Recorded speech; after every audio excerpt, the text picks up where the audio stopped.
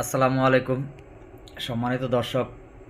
গত ২-৩ দিন যাবৎ একটা বিষয় আমার নজরে আসতেছে যে অনেকেই প্রায় বিএনপি বিরোধী সকল সংগঠনই একটা জিনিস প্রচারণায় আনতেছে যে বিএনপি শেষ হয়ে যাবে, বিএনপি ধ্বংস হয়ে যাবে।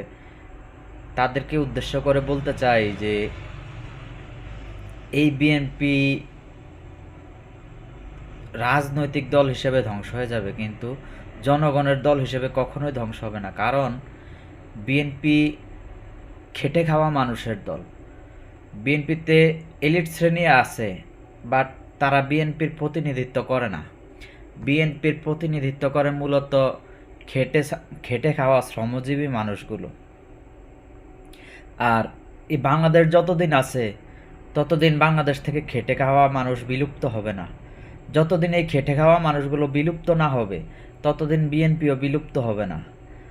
হ্যাঁ, হয়তো রাজনীতির মার প্যাচে এলিট শ্রেণীর কাছে, কখনো বিভিন্ন দালালের কাছে, কখনো বিভিন্ন রাজাকার শ্রেণীর কাছে হয়তো বিএনপি সাময়িক পরাজিত হবে বা সাময়িকভাবে কোণঠাসা হবে, তবে বিএনপি বাংলাদেশ থেকে বিলুপ্ত হবে না।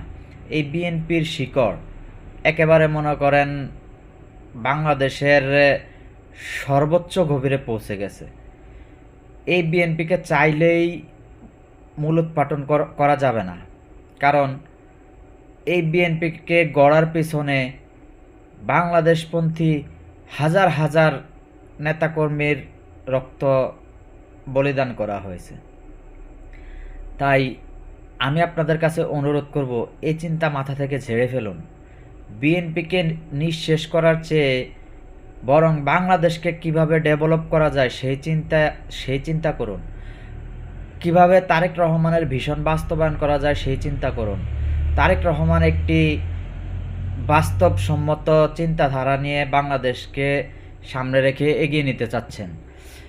তারেক রহমানের টার্গেট বাংলাদেশকে ট্রিলিয়ন ডলারের বাজেটে পৌঁছে দেওয়া, বাংলাদেশের অর্থনীতিকে ট্রিলিয়ন ডলারের ঘরে নিয়ে ঠেকানো। তো এই টার্গেট একটা দল হিসেবে বিএনপির পক্ষে করা সম্ভব না। এই টার্গেট পূরণ করতে হলে দলমত নির্বিশেষে সকলের সহযোগিতা প্রয়োজন। তাই এখনও সময় আছে। সকল বিভেদ ভুলে, সকল হিংসা বিদ্বেষ ভুলে এক কাতারে আসুন। বাংলাদেশকে গড়ে তুললে শুধুমাত্র বিএনপির একা লাভবান হবে না, সবাই লাভবান হবেন। আমি, আপনি,